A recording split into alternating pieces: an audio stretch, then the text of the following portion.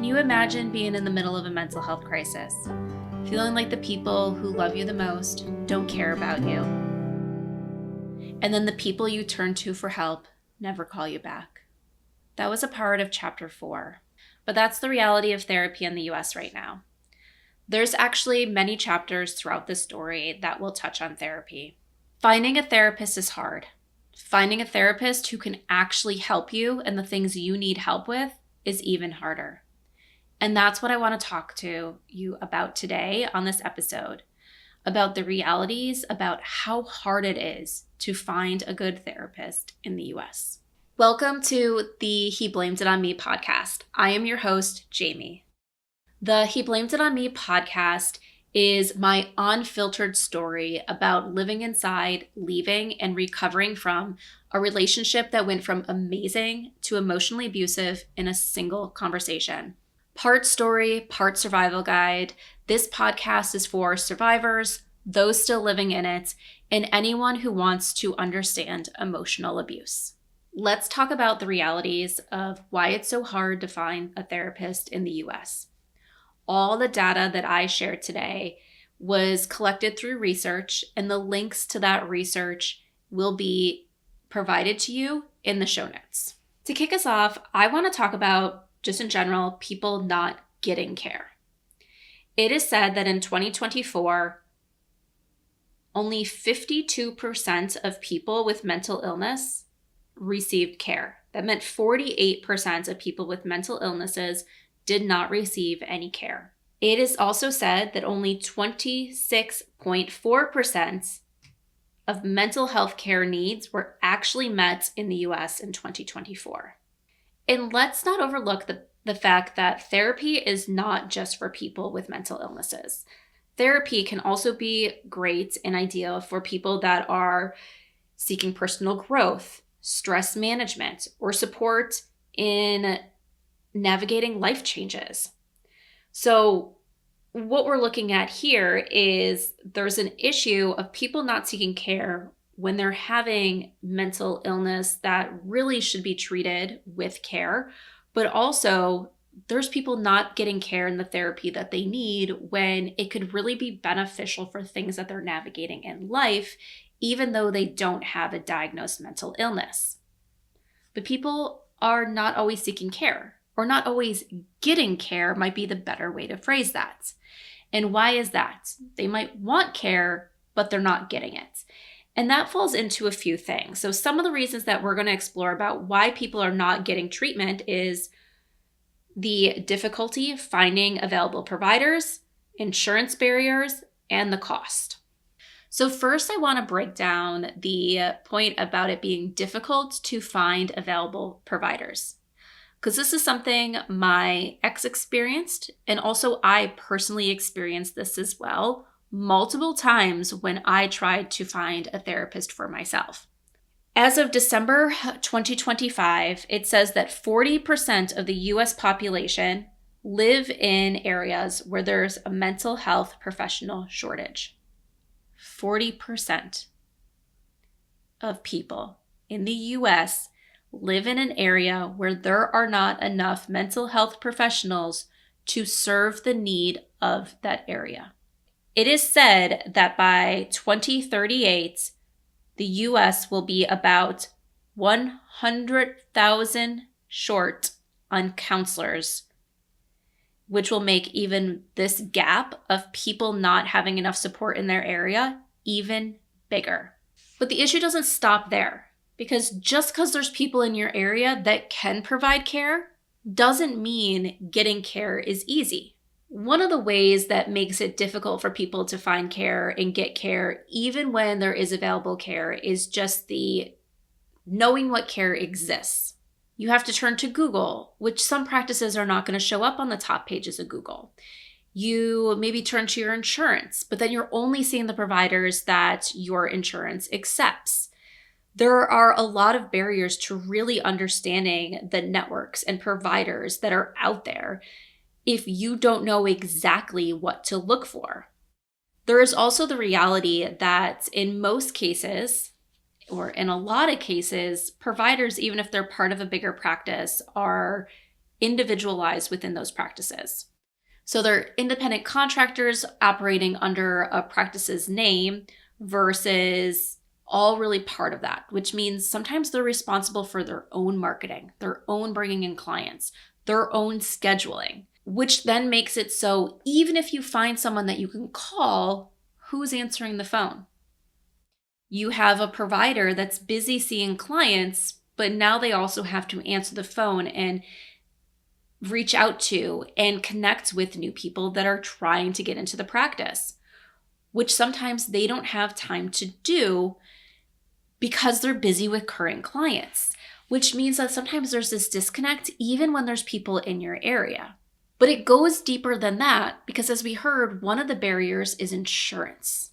Insurance issues make it difficult for people to be able to get access to providers because not all providers accept insurance, which means that the person you want to go see might not take insurance, which means it's all out of pocket.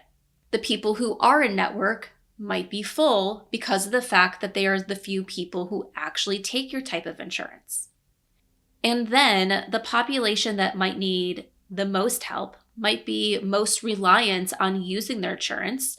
Those on Medicaid and Medicare have even a harder time finding people who will take their insurance so they can get therapy. It is said that almost half of the people that claim on their websites take Medicaid actually don't take Medicaid. The reason for this is because those insurance plans give them a really low reimbursement rates, which makes it so a lot of practices cannot afford to take patients with this type of health insurance. So many therapy practices don't take insurance and require self-pay patients. Then there are the people who are lucky enough to have someone in their insurance network as their therapist, but then many people are on high deductible plans, which means until their deductible is met, they are still paying out of pocket for those therapy needs. Which brings us to the next point, the cost. It is hard to get therapy when it is needed because of the cost. In many cases, insurance is not covering 100% of the cost, and studies have shown that even when insurance does contribute to the cost, it still will cost someone an average of $20 to $50 per session to go see a therapist with insurance. When insurance isn't used to cover the cost of a session, whether that's because the person doesn't have insurance, whether that practice doesn't accept insurance, or because the person's on a high deductible plan and hasn't met their deductible yet, the cost of the session can fall somewhere in the range between $90 and $300. And there are some therapists, some providers that charge more than $300 for a single session. The average cost for a single therapy session is $139. And it's said that that cost is climbing 4% every year. But therapy is also one of those things that a single session doesn't do much. It's not like you can go to a therapist, get some treatment that you do at home, over-the-counter pills, and you're good. It typically requires you to go to multiple sessions because the whole purpose of therapy is you working with somebody to uncover or help you work through something that is going on. It is typically said that it takes a minimum of 15 to 20 sessions in order for there to be seen improvements.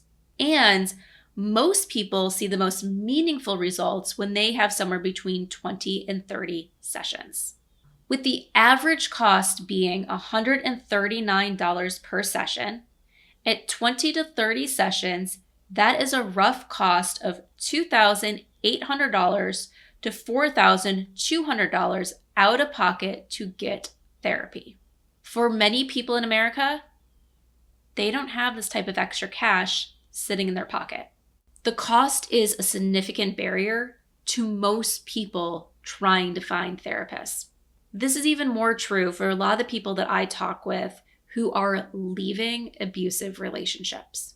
The reason for this is their finances were typically intertwined. Sometimes relationships that have emotional abuse also had financial abuse. People are trying to figure out how to survive on their income or their income plus the support that they'll receive, when before it took both their incomes or their spouse's entire income in order to be able to survive financially where they live. They're in a spot where they're already feeling strapped for cash, and now they're trying to figure out how they can get enough cash to get the mental health support that they need.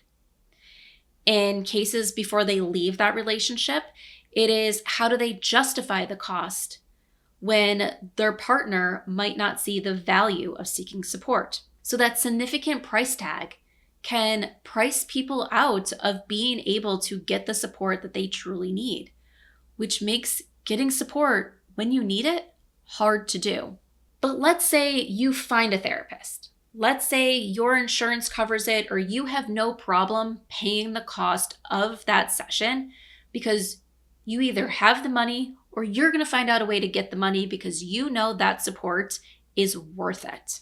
There's another barrier, and that is typically the wait. It is said that the average wait list to see a therapist in the United States is about 6 weeks. At a minimum, it typically takes 2 weeks from when you call in to that first consultation. And that's just the initial consultation. Then there typically has to be the appointment scheduled after that for you to actually start diving into what is going on with the therapist. And sometimes that cannot be scheduled until another 2 weeks after that initial consultation.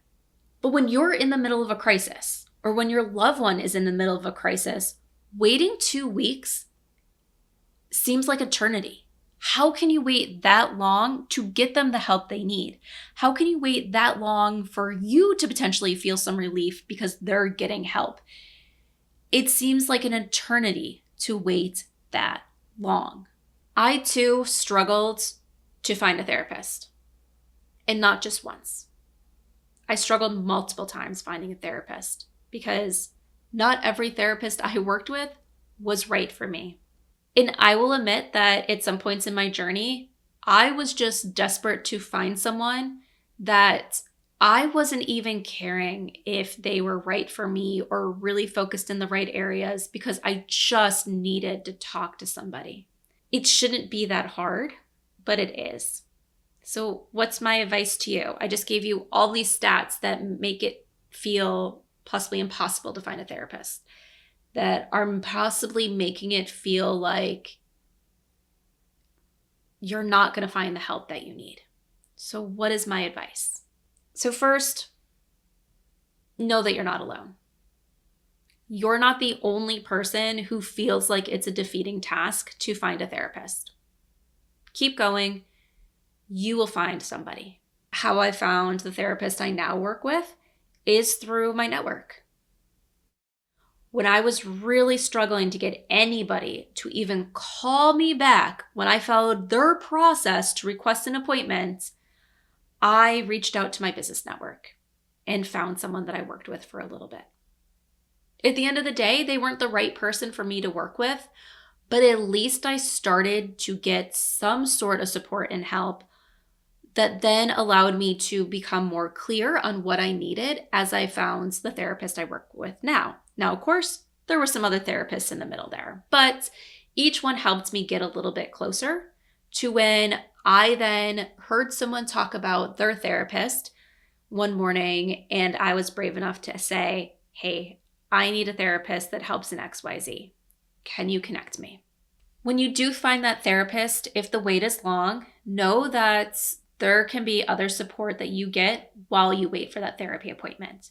I'm not saying don't go to that therapy appointment. Keep it on your calendar. Talk with a therapist.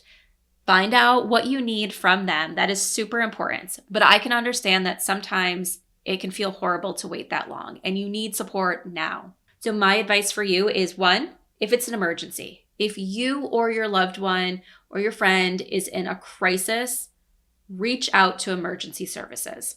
Call 911, or if you're not in the US, your country's emergency number, and get the support that is needed.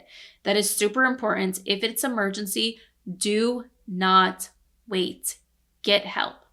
But if you're okay waiting for that appointment, but you just need a little bit of someone to talk to not feel alone while you're waiting, look for support groups in the area that you need.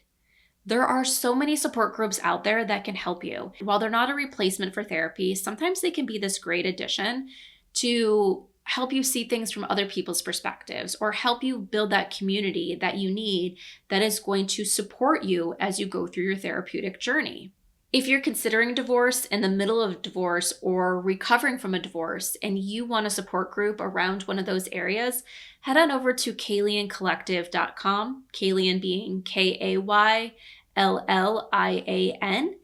and look into the support groups that we offer. We have support groups to help you if you are thinking about divorce, in the middle of divorce, or recovering from divorce, and we would love for you to join us. And to wrap things up, support groups are not therapy. If you or your loved one are suffering from mental illness or have anything going on in your life where therapy can help, seek a therapist. Do the hard work, schedule that appointment, and get it on your calendar. Because even though it feels hard, it is worth it.